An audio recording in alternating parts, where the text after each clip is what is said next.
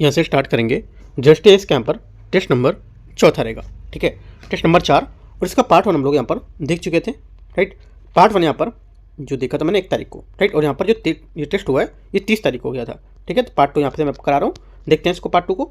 और यहाँ से 53 नंबर क्वेश्चन से करेंगे और 100 नंबर क्वेश्चन तक कवर करेंगे इसको, राइट। और पार्ट 1 में करा चुका हूँ 52 नंबर क्वेश्चन तक। तो स्टार्ट करते हैं, देखते हैं यहाँ से इसको 53 नंबर क्वेश्चन से। 53 नंबर क्वेश्चन है, इसमें बोले संगम युग के संबंध में विचार करने। धान केवल मुख्य आहार ही नहीं बल्कि यहाँ पर आंतरिक व्यापार में विनिमय का माध्यम भी था। पहली बात, 53 का पहले स्टेटमेंट यहाँ से क्या होगा, ये करेक्ट है। सेकंड, भारतीय इतिहास में सबसे प्रारंभिक बांध चोल राजा करिकाल द्वारा वैगी नदी पर सिंधु सिंचाई के लिए बनवाया गया था। सेकंड बात यहाँ से गलत है।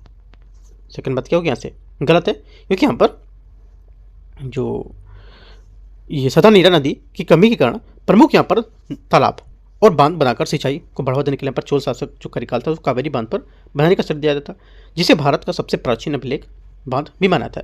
और कपास और रेशम की कताई और बुनाई के लिए शिल्प के लिए यहाँ पर उत्पादन करने के लिए पर एक महत्वपूर्ण व्यवसाय भी था। सेकंड बात यहाँ से गलत होगी, ठीक है, वैगी नदी यहाँ पर नहीं था, सदा नीरा नदी था। तीसरा, यद्यपि ब्राह्मणों ने वैदिक अनुष्ठान संपन्न किए और उनके प्रमुख परामर्श दिया था उनको, और परंतु उन्हें उस ठोस सामाजिक पदानुक्रम श्रेष्ठता को अधिकार प्राप्त नहीं था और समकालीन उत्तरी भारत में ब्राह्मणों को प्राप्त था वो। तीसरी बात करेक्ट है, पहली बात करेक्ट है। आंसर ऐसे 53 का क्या होगा, 1 और 3 सही है, तो ये बात सही है। क्वेश्चन नंबर 54, निम्नलिखित कथन पर विचार करना है। किस शासक ने गंगा यमुना द्वाब के नाग वंश की जो शासक थे उसको पराजित किया था और मध्य भारत में वन राज्यों आवटिक राज्य में अपने अधीन कर लिया था और कांची तक दक्षिणी विजय अभियान चलाया था। साथ ही उसके दक्षिणी अधीनस्थ और हार गए जो शासक हैं उसको पुनर्स्थापित नीति अपनाई थी। आंसर हो जाएगा 54 का करेक्ट आंसर। ये किसकी बात कर रहा है, ये बात कर रहे हैं समुद्रगुप्त की। बी नंबर यहाँ से स्टेटमेंट करेक्ट होगा इसका, ठीक है। 55 नंबर क्वेश्चन यहाँ से, निम्नलिखित पर विचार करना है। हर्ष का प्रशासन सामंतों की बढ़ती शक्ति और भूमि अनुदान आधारित भुगतान व्यवस्था के कारण विकेंद्रीकरण हो गया था। पहली बात, 55 का पहला स्टेटमेंट यहाँ से क्या होगा, ये करेक्ट है। हर्ष के शासन काल की तुलना में गुप्त साम्राज्य में विधि व्यवस्था की स्थिति बेहतर थी, जैसा कि फाहियान और यहाँ पर हिंदुस्तान की यात्रा वृत्तांत से ज्ञात होता था। ये भी बात यहाँ से करेक्ट है, दोनों बातें सही है। आंसर यहाँ से इसका करेक्ट हो जाएगा। क्वेश्चन नंबर 56 है, मौर्य प्रशासन में आयुधारागाध्यक्ष पदाधिकारी के संबंध में कौन प्रभारी होता था, इसका आंसर हो जाएगा ये होता था किस चीज़ का, ये शस्त्र और शस्त्रों का निर्माण का रखरखाव यहाँ पर प्रभारी होता था। बी क्या होगा, करेक्ट आंसर होगा। 57 नंबर है, हड़प्पा सभ्यता की यहाँ पर मध्याह्न कला के संबंध में विचार करना है। हड़प्पा काल की जो चित्रित मध्याह्न पर समानता लाल लेप पर काले रंग से बनी आकृति का उपयोग होता था, जिनमें ज्यामिति पैटर्न पौधों में एक पशुओं के चित्र रूप में शामिल होते थे।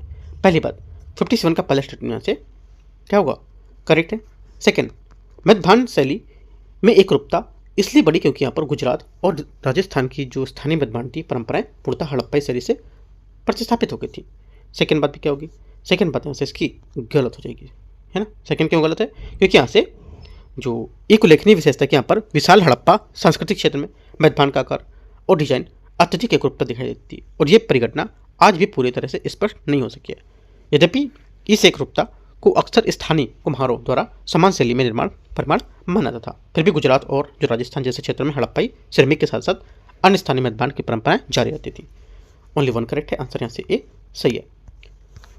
58 नंबर है, जैन दर्शन के संबंध में विचार करना है। जैन दर्शन सिद्धांत के अनुसार देवता अस्तित्व में है, किंतु वे मनुष्य के विपरीत और कर्म पुनर्जन्म से पूर्णतः मुक्त होते हैं। पहली बात स्टेटमेंट यहाँ से गलत है, क्योंकि यहाँ पर जैन धर्म दैववादी थे और जिनमें आत्मा और पदार्थ के बीच यहाँ पर पूर्ण भेद माना था। वे नास्तिक मानते जाते थे क्योंकि ये किसी सर्वशक्तिमान सृष्टिकर्ता ईश्वर की अवधारणा को स्वीकार करते थे।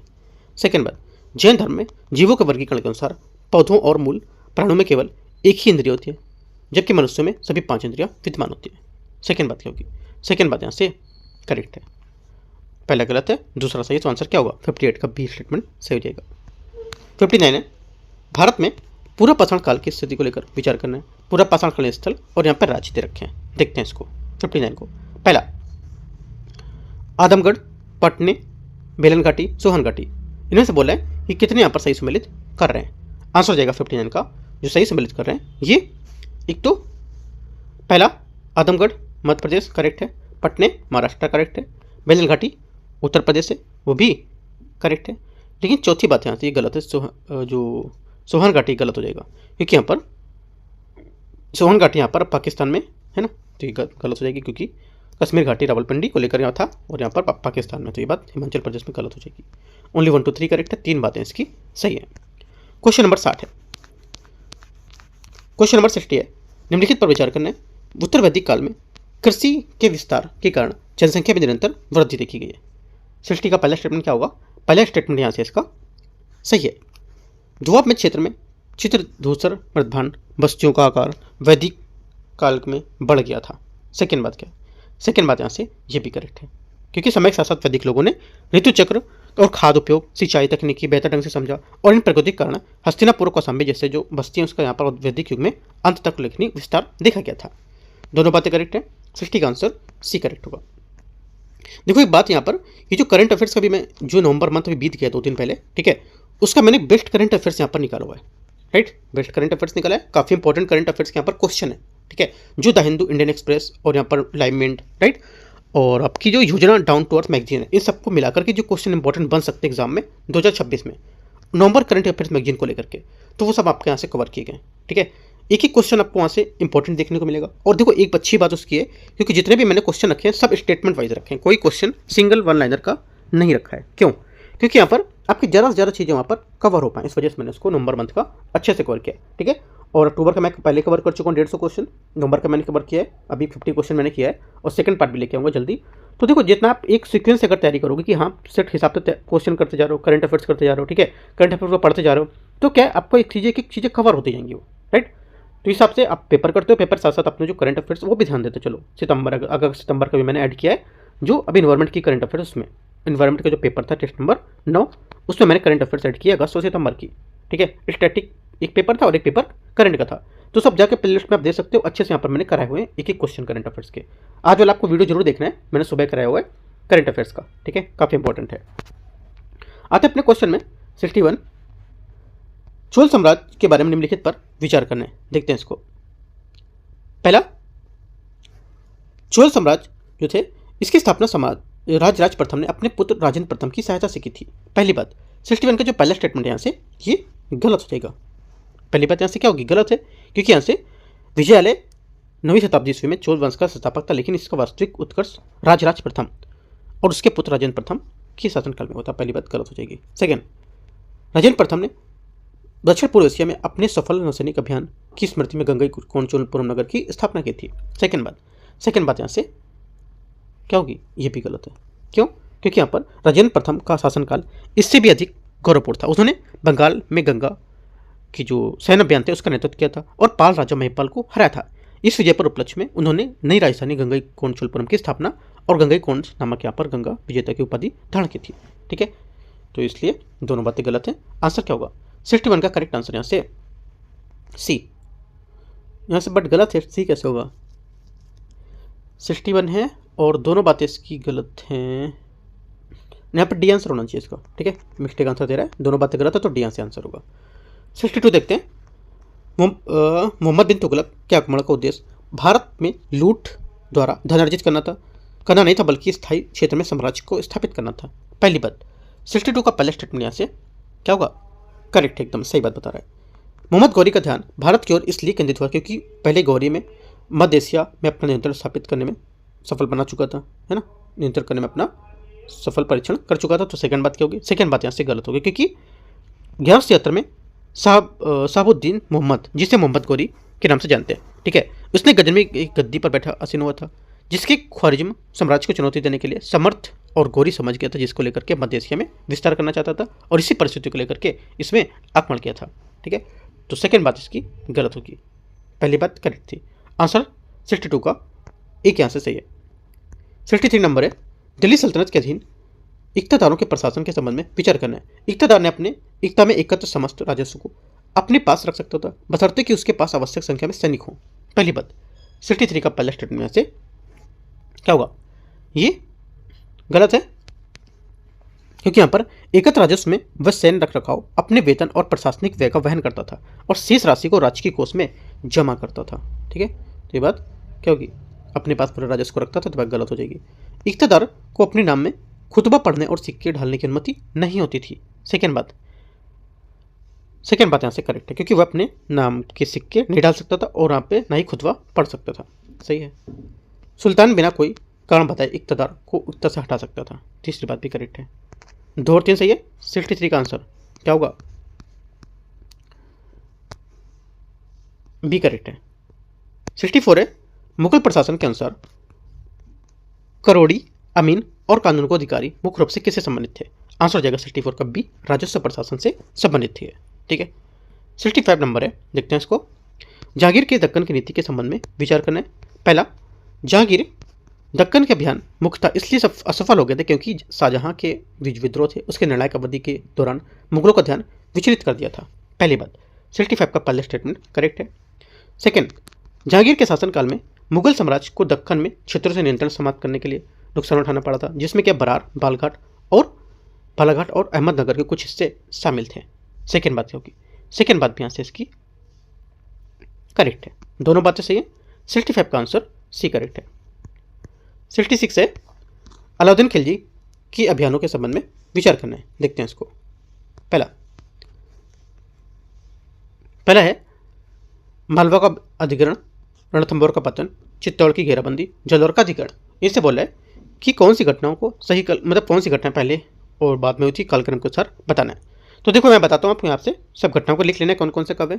ठीक है, देखो पहला बोल रहे हैं इसमें, पहला हो जाएगा रणथंभौर का पतन।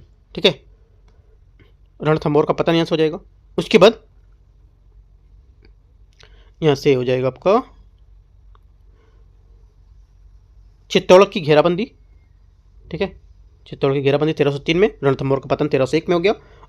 और हो जाएगा उसके बाद आपका पहला मालवा का अधिग्रहण हो जाएगा आपका यहाँ से 1305 में। और उसके बाद कौन सा बच्चा, उसके बाद बच्चा आपका चौथा नंबर जालौर का अधिग्रहण हो जाएगा 1311 में। इस टाइप से आपसे मैच करोगे तो आंसर 66 का एक करेक्ट आएगा। यही आएगा ना, हाँ ठीक है ये। 67 नंबर, 67 है, निम्नलिखित कथनों पर विचार करना है। देखते हैं। पहला है, तुगलकों के दौरान सरखी सल्तनत का निर्माण हुआ था, जिसे लोधी वंश द्वारा पुनः विजित कर लिया गया था। पहली बात 67 का पहला स्टेटमेंट यहाँ से क्या होगा, ये पहली बात इसकी करेक्ट है। सेकेंड, अपने चरम पर सरखी सल्तनत अलीगढ़ से दरभंगा तक, नेपाल से बुंदेलखंड तक विस्तारित थी। सेकेंड बात भी करेक्ट है। दोनों बातें सही है। 67 का आंसर सी करेक्ट है। 68 नंबर है, महमूद गवां के संबंध में विचार करना है। वह मोहम्मद शाह के अधीन वजीर बना और उससे बहमनी काल में ख्वाजा ए जहां की उपाधि सम्मानित किया गया था। पहली बात क्या है, 68 का पहला स्टेटमेंट यहाँ से क्या होगा, ये गलत है, क्योंकि यहाँ पर हुमायूं ने अचानक मृत्यु के बाद उसने नाबालिग पुत्र अहमद तृतीय गद्दी पर बैठा था और एक संरक्षण परिषद में गठन किया गया था, जिसमें गवां एक महमूद जो था उसके महत्वपूर्ण भूमिका निभाई थी इसमें, और बाद में वह वजीर प्रधानमंत्री बना था। ठीक है, उन्हें ख्वाजा ए जहां की उपाधि धारण की गई थी, तो ये बात गलत हो जाएगी। गोवा का और यहाँ पर जो दाभोल है उसकी विजय ने पश्चिमी तरफ जो बंदरगाह है उस पर विजयनगर के नियंत्रण को प्रभावित कर दिया और ईरान तथा इराक के साथ बहमनी व्यापार संबंध में मजबूत किए थे। सेकेंड बात यहाँ से सही होगी, पहली बात गलत थी। आंसर क्या होगा, 68 का बी करेक्ट है। 69 है, विजयनगर की कृष्णदेव राय के संबंध में विचार करना है। उन्होंने पत्थर के विभिन्न मंदिरों का निर्माण कराया था और प्रमुख दक्षिण भारतीय मंदिरों का भव्य गोपुरम बनवाए थे। पहली बात 69 का पहला स्टेटमेंट यहाँ से क्या होगा, ये करेक्ट है। सेकेंड, उन्होंने विजयनगर के निकट नागलपुरम नामक एक उपनगरीय बस्ती की स्थापना की थी, जिसका नाम उनकी मां के नाम पर रखा गया था। सेकेंड बात क्या होगी, सेकेंड बात भी करेक्ट है। तीसरा, उनके शासनकाल के दौरान तिरुपति में प्रसिद्ध मंदिर का महत्वपूर्ण विकास हुआ था। तीनों बातें करेक्ट है। आंसर यहाँ से डी करेक्ट हो जाएगा। क्वेश्चन नंबर 70 है, 70 नंबर, दिल्ली सल्तनत के प्रशासनिक अधिकारियों के संबंध में विचार करना है। देखते हैं इसको 70 को। पहला बोल रहा है, वकील ए क्या दर, ठीक है। वकील दर शाही घराने से देखरेख करता था और सुल्तान की व्यक्तिगत सेवाओं का प्रबंधन करता था। पहली बात सही है। अमीर हाजिब था, शाही समारोह में निगरानी करता था और सुल्तान अधिकारियों तथा जनता के बीच मध्यस्थ के रूप में काम करता था। ये बात गलत हो जाएगी। सरे जानदार, जो मैं बता रहा हूँ लिखते चलो वो, ठीक है। सरे जानदार क्या था? सरे जानदार शाही अंगरक्षक का प्रभारी होता था, ठीक है। तो ये बात गलत हो जाएगी, शाही समारोह को देखरेख करना नहीं करता था। अमीर जो अखुर है ये अस्तबल के प्रबंधन दायित्व संभालता था। ये बात सही है, दो बातें सही है। 70 का आंसर बी सही है। 71 है, मोहनजोदड़ो से प्राप्त नर्तकी की मूर्ति के संबंध में विचार करना है। इस मूर्ति में बायां हाथ कमर पर और दायां हाथ दाहिनी जांघ पर है, ठीक है। पहली बात 71 का पहला स्टेटमेंट यहाँ से गलत है, क्योंकि नर्तकी की मूर्ति मोहनजोदड़ो से एक उल्लेखनीय कांस्य की मूर्ति थी जो यहाँ पर सिंधु घाटी सभ्यता से लगभग 2500 ईस्वी वर्ष में यहाँ पर पहले मिली थी, ठीक है। ये 10.5 सेंटीमीटर ऊंची, 5 सेंटीमीटर चौड़ी और 2.5 सेंटीमीटर गहरी थी। याद रखना इंपॉर्टेंट बात है। और ये क्या था, दाएं हाथ में कमर के पीछे की ओर रखी हुई खड़ी हुई थी और बाएं हाथ अपनी बाएं जांघ पर टिका कर रखी थी। तो ये बात गलत हो जाएगी। इसमें दोनों हाथों में समान संख्या में चूड़ियाँ अलंकरण हैं जो सम्मिति का परिचय होती हैं। सेकेंड बात भी गलत है, क्योंकि यहाँ पर उल्लेखनीय की कलात्मक विवरण में कि उसकी चूड़ियों की संख्या असमान है। एक हाथ में 24 चूड़ियाँ, दूसरे हाथ में करीब 4 चूड़ियाँ होंगी, ठीक है। तो ये बात गलत हो जाएगी, दोनों बातें गलत हैं। डी। 72 नंबर है, हड़प्पा की मुहर पर अंकित पशुओं के संबंध में विचार करना है। हाथी, गैंडा, घोड़ा, भैंसा, बाघ, शेर, इनमें से कितने अंकन पशुपति मुद्रा पर किए गए थे, अंकित किए गए थे, ठीक है। आंसर हो जाएगा 72 पर। करेक्ट आंसर यहाँ से ये केवल 4। कौन कौन से? ये जो 4 थे यहाँ पर, ये जो हड़प्पा के जो पशु मुहर थे उस पर यहाँ पर अंकित किए गए थे, ठीक है। कौन कौन से देखो, एक तो यहाँ से हो जाएगा आपका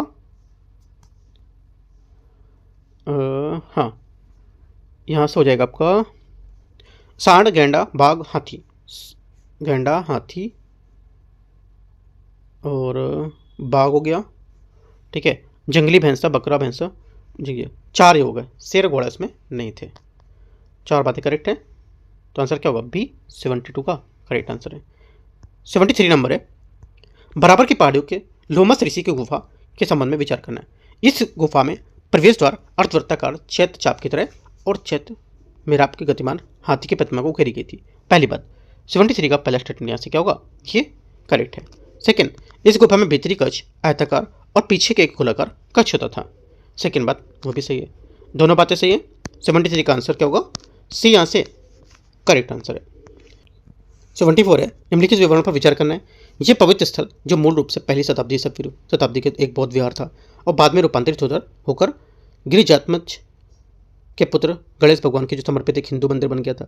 साम्राज्य में ईंटे गारे से बने मंदिर के विपरीत इसका जो गर्भगृह था प्राकृतिक शैल गुफा था और ये मंदिर प्राचीन बौद्ध शिलाखंड गुफाओं के परिसर के भीतर स्थित था, जिसमें कारण अष्टविनायक मंदिरों में से वास्तुकला की दृष्टि से अद्वितीय था।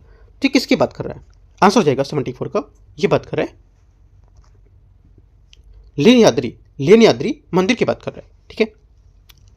महाराष्ट्र के जुन्नर में शानदार प्राकृतिक परिवेश में स्थित लेनियाद्री मंदिर, जिसे गिरिराज चमत्मक मंदिर के नाम से भी जाना जाता है, ठीक है। इंपॉर्टेंट है, याद रखना है। क्वेश्चन नंबर 75 है। 75 नंबर है, चौक और त्रिभंग लयात्मक तकनीकी किस शास्त्रीय नृत्य से संबंधित थी? आंसर हो जाएगा 75 का करेक्ट आंसर यहाँ से ये ओडिसी देश की प्रमुख शास्त्रीय नृत्य परंपराओं में से एक है और अपनी जो कोमल भव्यता और कलात्मक अभिव्यक्ति को लेकर प्रसिद्ध है। देखो शास्त्रीय जो नृत्य है ये काफ़ी ज़्यादा न्यूज़ में था, ठीक है। शास्त्रीय भाषा, शास्त्रीय नृत्य ये सब काफ़ी न्यूज़ में थे।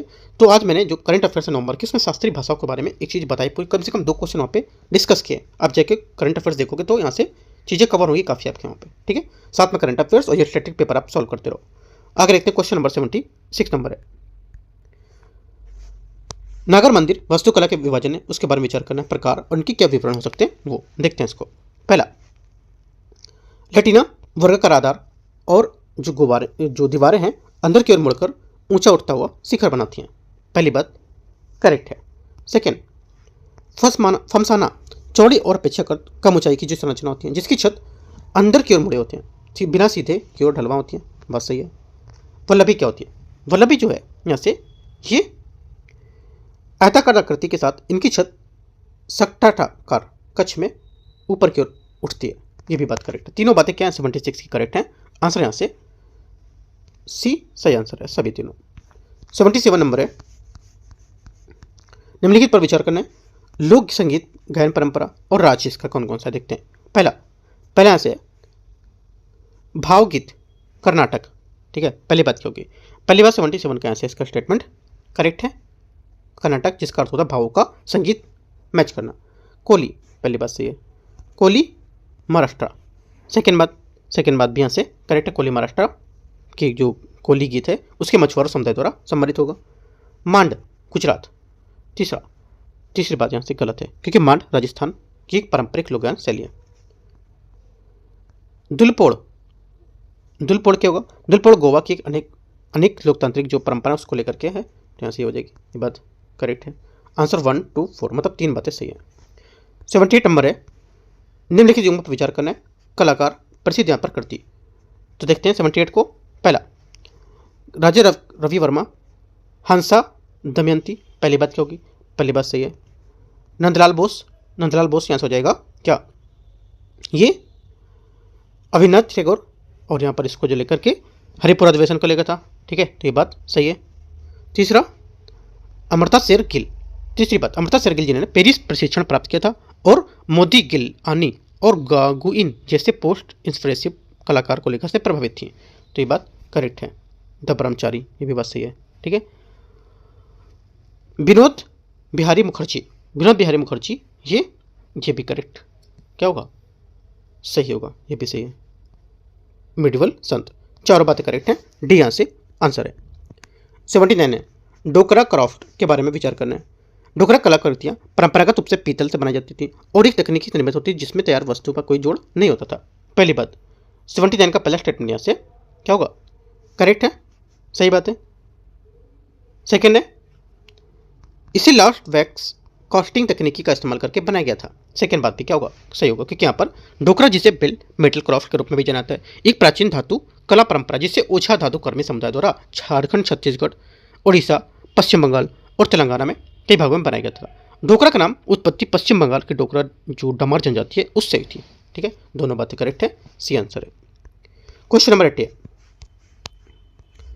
चोलकालीन नटराज कांस्य की मूर्ति के संबंध में विचार करना है। देखते हैं इसको।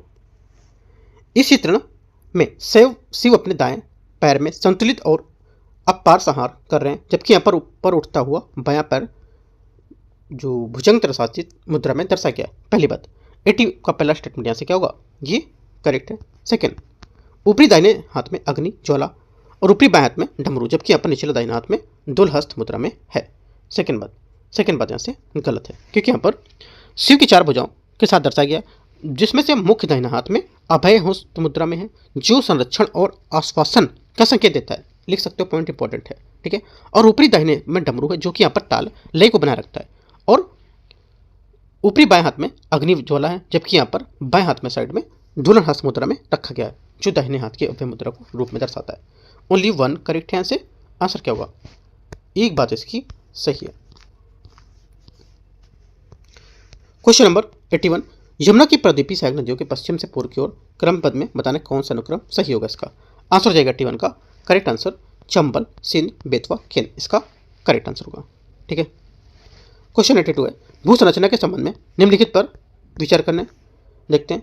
महाद्वीपीय भू परपटी बड़ी पर्वतीय क्षेत्रों में अधिक मोटाई होती है इनके। पहले बात 82 का पहला स्टेटमेंट यहाँ से क्या होगा, ये पहली बात 82 नंबर की जो यहाँ से है ये करेक्ट है। सेकेंड, मेटल मोहो असभद्रता से 2900 किलोमीटर की गहराई तक विस्तृत है। ये मैंने क्वेश्चन कराया यूकेटी का जो ज्योग्राफिक पेपर कराया था, मैंने यहाँ पर टॉपिक कराया था वाला।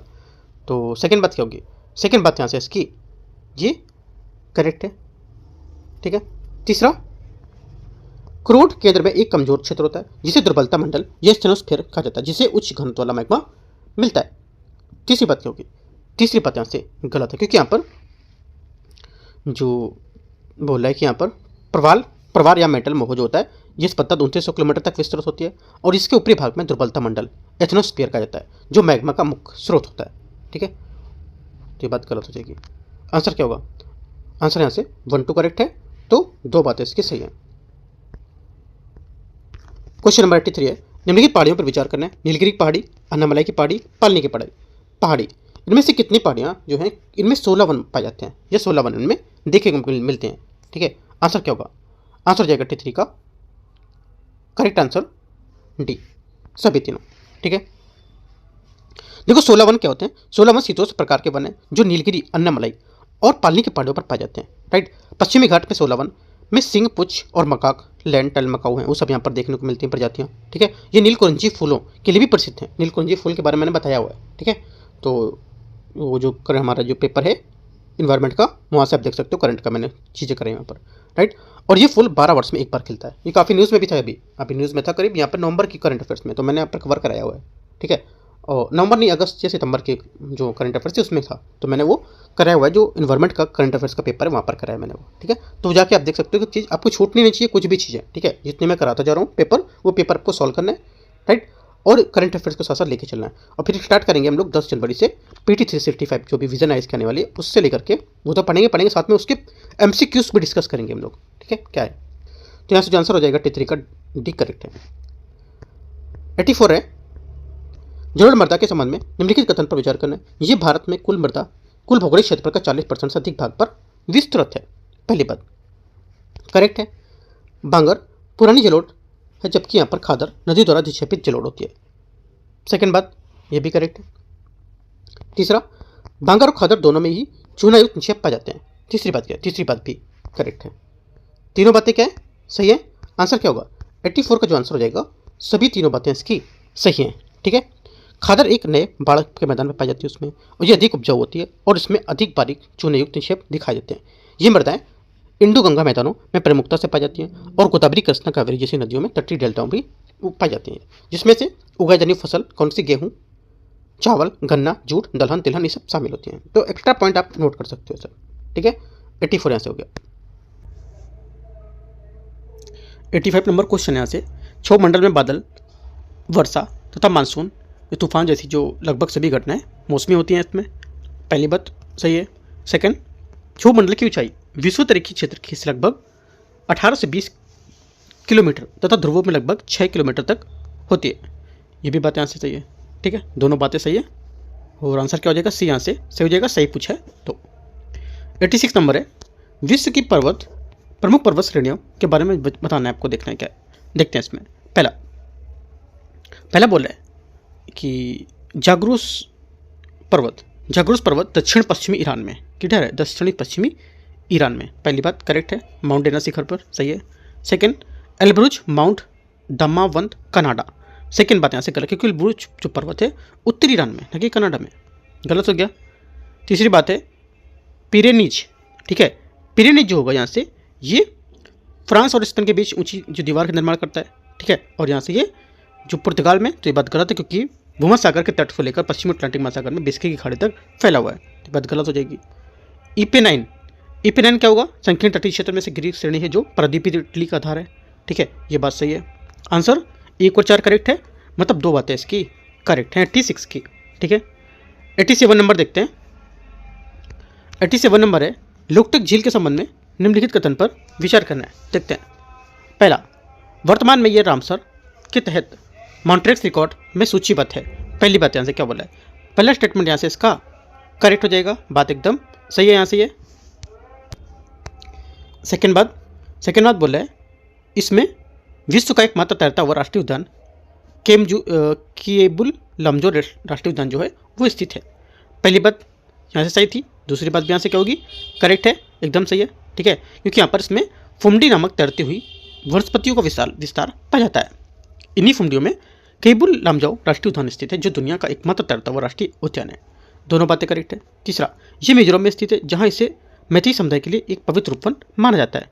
तीसरी बात गलत है, क्योंकि यहाँ पर ये संकटग्रस्त संगाई हिरण अंतिम प्राकृतिक परामर्श जो मणिपुर राज्य में स्थित मणिपुर राज्य का पशु है, तो तीसरी बात गलत हो जाएगी। 1 2 करेक्ट है, आंसर यहाँ से ये सही बात है।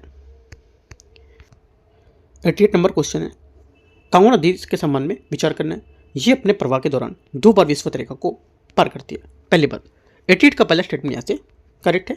कांगो नदी, जिसे यहाँ पर जायरे के नाम से भी जाना जाता था, और अफ्रीका के हृदय स्थल के रूप में प्रवाहित होती है, और नील नदी के बाद अफ्रीका की सबसे लंबी दूसरी नदी होगी। ठीक है। सेकेंड, ये अटलांटिक महासागर में गिरती है। सेकेंड बात क्या होगी? सेकेंड बात भी करेक्ट है, क्योंकि कांगो बेसिन के प्रवाह के बाद पश्चिमी की ओर से प्रवाहित होती है और ये अंततः लोकतांत्रिक गणराज्य कांगो की जो बनाना के पास यहाँ पर अटलांटिक महासागर में गिरती है। इसका उद्गम विक्टोरिया झील में होता है। तीसरी बात क्या होगी? तीसरी बात करें, क्योंकि इसका प्राथमिक उद्गम स्रोत लुआलाबा नदी है, जो दक्षिण पूर्वी लोकतांत्रिक गणराज्य कांगो उच्च भूमि से निकलती है और बाद में ये लुवुआ नदी से मिलकर कांगो नदी बनाती है। तीसरी बात गलत होगी। 1 2 करेक्ट है। आंसर क्या होगा? 88 का 1 2 बात सही है। 89 नंबर है 89। मिस्र, जॉर्डन, इजराइल, सऊदी अरब, इरिट्रिया, इथियोपिया, इनमें से कितने की तटरेखा लाल सागर से संलग्न है? आंसर हो जाएगा लाल सागर से संलग्न है वो हो जाएगी कौन कौन सी? एक तो मिस्र, जॉर्डन, इजराइल, सऊदी अरब, इरिट्रिया, ये सब होती हैं। कौन कौन सी? मिस्र, इजराइल, जॉर्डन, एक तो देखो मिस्र हो जाएगा, इजराइल, जॉर्डन, ठीक है, सऊदी अरब, राइट, इरिट्रिया, इथियोपिया इसमें नहीं होगी, ठीक है, ये गलत हो जाएगा। 5 यहाँ से करेक्ट है तो केवल 5 सी यहाँ से आंसर होगा। क्वेश्चन 90 है, निम्नलिखित पर विचार करने, देखते हैं इसको। पुस्ताज, वेल्ड, डाउन्स, लानोस, कैंटरबरी, इनमें से कितने शीतोष्ण घास के स्थल हैं? आंसर हो जाएगा 90 का करेक्ट आंसर। शीतोष्ण घास के जो स्थल हो जाएंगे वो, एक तो देखो यहाँ से जो शीतोष्ण घास के स्थल होते हैं ये 2 विशिष्ट भागों या स्थानों में स्थित होते हैं। उत्तरी गोलार्ध में महाद्वीपों के आंतरिक भाग और दक्षिणी गोलार्ध में महाद्वीपों के तट पर। दोनों स्थानों पर बहुत कम क्या होती है? वर्षा होती है। इंपॉर्टेंट पॉइंट लिख सकते हो इसको। विश्व के जो सर्वाधिक या विभिन्न भागों में इन घास स्थलों को अलग अलग नाम से जाना जाता है, जैसे कि यूरेशिया में स्टेपी, ठीक है, और उत्तरी अमेरिका में प्रेरी, ऑस्ट्रेलिया में डाउन्स, हंगरी में पुस्ताज, न्यूजीलैंड में कैंटरबरी, दक्षिण अफ्रीका में वेल्ड, राइट। तो ऐसे नाम याद कर सकते हो। जो आंसर हो जाएंगे यहाँ से इसका, जो लानोस है ये उष्णकटिबंधीय दक्षिण अमेरिका में स्थित है। यहाँ स्पष्ट आर्द्र शुष्क मौसम देखने को मिलते हैं। ये एक उष्णकटिबंधीय सवाना है, ठीक है। यहाँ पर क्या है? ये उष्णकटिबंधीय सवाना है। कौन सा? लानोस। तो लानोस इसमें से नहीं होगा, बाकी ये सब करेक्ट होंगे। 4 बातें इसके सही है। सी आंसर है 90 नंबर का। क्वेश्चन नंबर 90 के बाद 91 91। निम्नलिखित पर विचार करने, मध्य कैलिफोर्निया, मध्य चिली, दक्षिण पूर्व और दक्षिण पश्चिमी ऑस्ट्रेलिया, पश्चिमी मध्य अफ्रीका, इनमें से कितने भूमध्यसागरीय जलवायु प्ररूप प्रदर्शित करते हैं? आंसर हो जाएगा 91 का करेक्ट आंसर। देखो एक तो यहाँ से विश्व में जो भूमध्यसागरीय जलवायु वाले 5 क्षेत्र होते हैं, ठीक है। भूमध्यसागर 5 क्षेत्र, जैसे कि भूमध्यसागर में सीमावर्ती क्षेत्र, जैसे भूमध्यसागर के उत्तर में पुर्तगाल से तुर्की तक, ठीक है, और दक्षिण सीमा में मोरक्को से उत्तरी अल्जीरिया तक, ट्यूनीशिया तक, लीबिया में, ठीक है, संयुक्त राज्य अमेरिका में मध्य दक्षिणी कैलिफोर्निया के तट तक, ठीक है, और मध्य चिली में दक्षिण अफ्रीका के केप टाउन क्षेत्र तक। जिसमें से इस प्रकार वनस्पति क्षेत्र में जो दक्षिण प्रांत है मॉक्वियम और इटली में मचिया, ये कैलिफोर्निया में इसे चैपल ऑस्ट्रेलिया में मेलबी कहा जाता है। सी यहाँ से इसका आंसर होगा, ठीक है। क्वेश्चन नंबर 92 है, देखते हैं इसको। 92 नंबर है, स्थानांतरित कृषि के संबंध में विचार करना है। देश स्थानांतरित कृषि का स्थानीय नाम, ठीक है, देखते हैं इसको। पहला इंडोनेशिया, पहला क्या होगा? इंडोनेशिया। तो यहाँ से जो पहली बात हो जाएगी इंडोनेशिया। ये मैं आपका इसमें बोला है कि स्थानांतरित कृषि का नाम, ठीक है। उष्णकटिबंधीय क्षेत्रों में कृषि के नाम था, जैसे कि काट कल जरा मैक्सिको को लेकर। देखो यहाँ से जो इसकी बात हो जाएगी, एक तो इंडोनेशिया यहाँ से सही है, ठीक है। लद्दाख सही बात है। मैक्सिको और मध्य अमेरिका में मिल्पा, यहाँ पर नहीं दे रखा है मिल्पा, अच्छा मिल्पा दे रखा है। मैक्सिको और कहाँ पर मैंने बताया? मैक्सिको और मध्य अमेरिका, तो ये बात सही है। फिलीपींस में रे, राइट, तो जो फिलीपींस में रे तो नहीं होगा।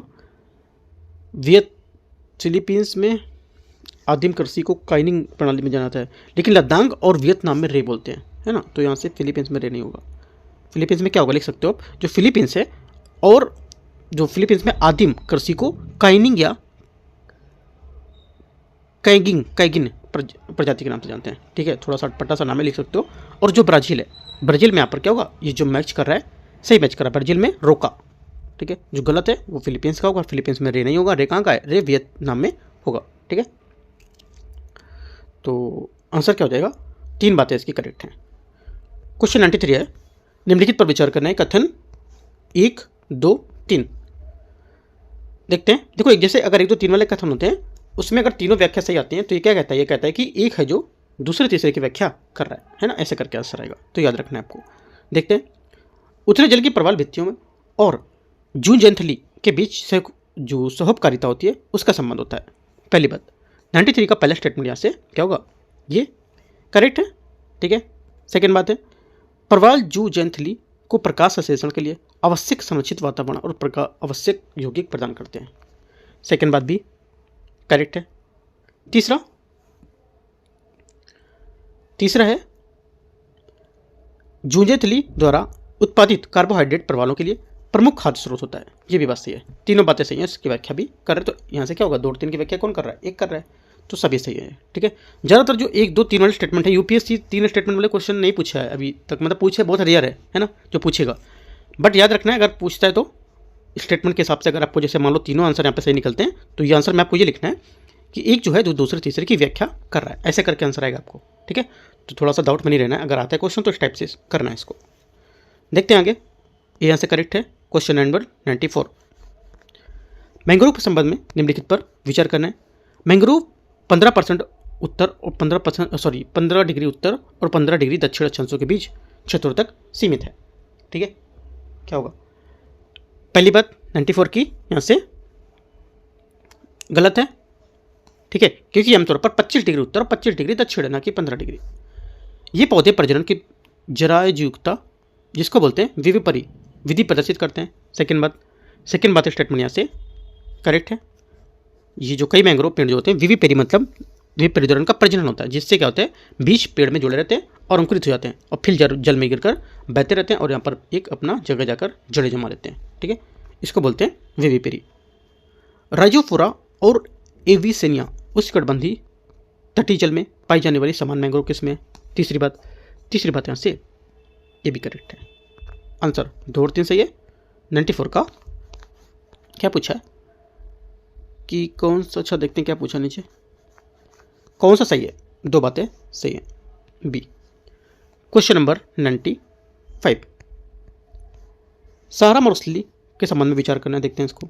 सहारा मरुस्थल उत्तरी अफ्रीका के 10 से अधिक देशों में फैला हुआ है। पहली बात, 95 का जो पहला स्टेटमेंट यहाँ से करेक्ट है। सेकेंड, बेडोइन और तुआरेग सहारा क्षेत्र के कुछ हिस्से को निवास करने वाली पारंपरिक खानाबदोश जनजातियाँ हैं। सेकेंड बात ये भी करेक्ट है। तीसरा, मोरक्को में स्थित ताफिलालेट सहारा मरुस्थल के सबसे बड़े मरुस्थलों में से एक होगी। तीसरी बात भी करेक्ट है, तीनों सही है। 95 का आंसर सी यहाँ से करेक्ट है। 96, भारत में रेशम उद्योग के संबंध में विचार करना है। भारत एकमात्र ऐसा देश है जहाँ रेशम की सभी 5 ज्ञात वाणिज्यिक किस्में उत्पादन होता है। पहली बात 96 का स्टेटमेंट यहाँ से करेक्ट होगा। सेकेंड, देश के कुल रेशम उत्पादन में शहतूत रेशम का योगदान 2/3 से अधिक है। सेकेंड बात क्या होगा, सेकेंड बात भी करेक्ट है, क्योंकि देश के कुल कच्चे रेशम उत्पादन का 92% शहतूत से प्राप्त होता है, राइट। और तो सेकेंड बात सही है। तीसरा हो जाएगा, सेकंड सही है, पहला भी सही है, तीसरी हो जाएगी, तमिलनाडु में भारत में सबसे बड़ा रेशम उत्पादक है। तीसरी बात क्या होगी, इंपॉर्टेंट बात है तीसरा वाला, क्या होगा, तीसरी वाली बात गलत है, क्योंकि यहाँ पर लगभग 32% और देश के शहतूत का कच्चे उत्पादन का लगभग 42% होता है। यहाँ पर कर्नाटक देश का सबसे बड़ा रेशम उत्पादक राज्य है, जहाँ 2023-24 में 12,463 मीट्रिक टन कच्चे रेशम का उत्पादन हुआ था, ठीक है, जो कुल उत्पादन का 32% है, राइट। तो ये बात सही होनी चाहिए, भारत का ये बात सही होनी चाहिए। तमिलनाडु भारत का, अच्छा कर्नाटका होगा ना, यहाँ पर तमिलनाडु दे रखा है ना, इस वजह से गलत है, क्योंकि कर्नाटका होगा नाम, थोड़ा सा नाम तमिलनाडु कर्नाटक एक ही जैसा सुनने में लगता है, राइट। तो यहाँ पर क्या होगा, मैं बता जो रहा हूँ वो गलत मतलब बता रहा हूँ, यहाँ पे स्टेटमेंट जो माइंड में चल रहा है वो सही चल रहा है ना। तमिलनाडु से नहीं होगा, ध्यान देना है, क्या होगा, कर्नाटका होगा, ठीक है। कुछ बात क्या होती है, कभी हम लोग पढ़ते कुछ हैं, माइंड में कुछ और चलता है कि हाँ यहाँ पर ये बात ऐसी है, लेकिन हम लोग सोचते सही क्या ऐसा है, मार्क गलत आते हैं, ठीक है ना, तो वही चल रहा था। तो आंसर क्या होगा, 2 बातें करेक्ट है, ध्यान देना, आंसर बी से करेक्ट होगा, ठीक है। कुछ बातें यहाँ पे जो मिस्टेक होती है तो आपको देखते रहना कि क्या यहाँ पर बता रहा हूँ, राइट। क्वेश्चन 97 है, जैसे अपने अकॉर्डिंग यहाँ पर 100% में चीज़ें सही बताऊँगा आपको। अशोधित जन्म दर क्या है? अशोधित जन्म दर क्या होती है? देखो, अशोधित जो जन्म दर है ये इसको यहाँ पर प्रति हजार जनसंख्या पर एक वर्ष में जीवित जो जन्म होते हैं उसकी संख्या के रूप में व्यक्त करते हैं। इसकी गणना की जाती है CBR equal B upon P into 1000। ठीक है, आपसे फार्मूला पूछ लेगा। जो CBR है और जिसको बोलते हैं अशोधित जन्म दर, इसको बोलते हैं CBR का फार्मूला क्या बोल देगा तो आपको याद रखना है। बोल देगा जहाँ B क्या है और P क्या है। देखो है ना, B क्या है? B हो जाएगा वर्ष के दौरान जीवित जन्म, बर्थ। ठीक है, और P क्या है? एक क्षेत्र जिसकी अनुमानित मध्यवार्षिक जनसंख्या जो होती है। तो याद रखना है, आंसर यहाँ से एक करेक्ट हो जाएगा 97 का। 98 देखते हैं। भारत के प्रमुख पत्तन के संबंध में विचार करना है। पत्तन और यहाँ पर इसकी विशेषताएं दे रखे हैं, देखते हैं। मर्मुगांव पत्तन 98। मर्मुगांव पत्तन क्या होगा? यहाँ से ये ज्वारी नदी के मुहाने प्रवेश द्वार पर स्थित है, प्राकृतिक पत्तन है, बात करेक्ट है, सही है। सेकंड, कोच्चि पत्तन वेम्बनाड कयाल के शीर्ष पर स्थित प्राकृतिक पत्तन है, ये भी बात सही है, और इसे अरब सागर की रानी भी कहते हैं। ठीक है। कोलकाता पत्तन भारत का एकमात्र नदी पत्तन है जो हुगली नदी पर 128 किलोमीटर अंतर स्थित है, क्या होगा? तीसरा भी सही है। चौथा, पारादीप पत्तन भारत के पूर्वी तट पर सबसे गहरा पत्तन है और बहुत बड़े जहाज़ों में संभालने के डिजाइन यहाँ पर इसको किया गया है, और एक लौह अयस्क निर्यात का भी एक प्रमुख केंद्र है। इस इलाके में उड़ीसा, छत्तीसगढ़ और जो झारखंड यहाँ पर इसमें शामिल होते हैं। चारों बातें करेक्ट है, डी। क्वेश्चन सेकंड लास्ट है 99। विचार करने क्वेश्चन पर देखते हैं। भारत चाय का दूसरा सबसे बड़ा उत्पादक और उपभोक्ता है। पहली बात यहाँ से करेक्ट है, क्योंकि यहाँ पर जितना यहाँ पर उत्पादक करेगा उससे वहाँ पर उपभोक्ता भी उतना ही जाता है। ठीक है, मतलब कहने का दूसरा सबसे बड़ा उत्पादक और उपभोक्ता है, तीसरा सबसे बड़ा निर्यातक है। ठीक है, इंपॉर्टेंट बात है। केन्या चाय का सबसे बड़ा निर्यातक है। सेकेंड बात यहाँ से ये भी करेक्ट है, क्योंकि केन्या शीर्ष निर्यातक अपने उत्पादन का लगभग पूरी चाय निर्यात करता है, जबकि दूसरा चीन जो है सबसे बड़ा निर्यातक होगा दूसरे में। आंसर क्या होगा? 99 का दोनों बातें सही है, सी आंसर है। लास्ट क्वेश्चन है 100 नंबर। अश्व अक्षांश निम्नलिखित क्षेत्रों में से किस में है? आंसर हो जाएगा 100 का करेक्ट आंसर ये है किस में? बी। यहाँ से लगभग 30 डिग्री उत्तर और 30 डिग्री दक्षिण से। बी यहाँ से 100 का करेक्ट आंसर होगा। इस टाइप से 100 क्वेश्चन यहाँ पर पूरे हो गए। जो टेस्ट नंबर 4 भी 30 तारीख को हुआ था। ठीक है, 30 तारीख को जो टेस्ट हुआ है उसका खत्म हो गया पार्ट। अब जो अगला टेस्ट होगा यहाँ पे वो होगा 6 तारीख को, वो मैं आपको 7 तारीख को कराऊंगा। ठीक है, मंडे को। तो देखते रहिए। बाकी दृष्टि का जो मेंटरशिप टेस्ट है वो भी मैं कल आपको कराया हूँ, टेस्ट नंबर 9 शायद कराया था मैंने। ठीक है, और देख सकते हो कि इंपॉर्टेंट बात जो अभी यूपीएससी के लिए मैंने करंट अफेयर्स एक निकाला है, नवंबर का बेस्ट करंट अफेयर्स, जो डाउन टू अर्थ योजना, कुरुक्षेत्र मैगजीन है ना, द हिंदू, सबसे रिलेटेड करके पूरे 100 क्वेश्चन यहाँ पर मैंने बनाया। जाके आप देख सकते हो, आज ही मैंने सुबह अपलोड किया है। वो बहुत इंपॉर्टेंट क्वेश्चन है जो यूपीएससी पूछ सकता है क्वेश्चन। यानी कि जो किसी बहुत लोगों ने कराए कि हाँ कैसे कैसे क्वेश्चन कहीं भी कुछ डाल दिए, लेकिन मैंने वो क्वेश्चन सिलेक्ट किए हैं जो क्वेश्चन पूछने की उम्मीद है। ठीक है, और सभी क्वेश्चन सभी टॉपिक को ऐड नहीं किए मैंने, इस वजह से 100 बेस्ट क्वेश्चन मैंने बनाया हो। आप कर सकते हो उनको ऐसे कर करके मैं पूरे 100 क्वेश्चन करके मार्च से लेकर के पूरा मार्च 2026 तक के पूरे करा दूंगा। तो करंट अफेयर्स आपके पूरी हो जाएगी, टेस्ट पेपर पूरे हो जाएंगे, साथ में PT 365 के क्वेश्चन भी कराएंगे। तो आपको सिस्टमेटिक ढंग से चलना है, एक एक चीज़ कवर करते चलना है। ठीक है, बाकी कोई डाउट रहेगा आप टेलीग्राम पे जुड़ सकते हो, वहाँ पूछ सकते हो। ठीक है, तो एंड करते हैं इसको। All the best, thank you. Telegram पर जुड़ना है, क्योंकि यहाँ पर जो कुछ अपडेट रहता है मैं आपको वहाँ पर बताता रहता हूँ। ठीक है।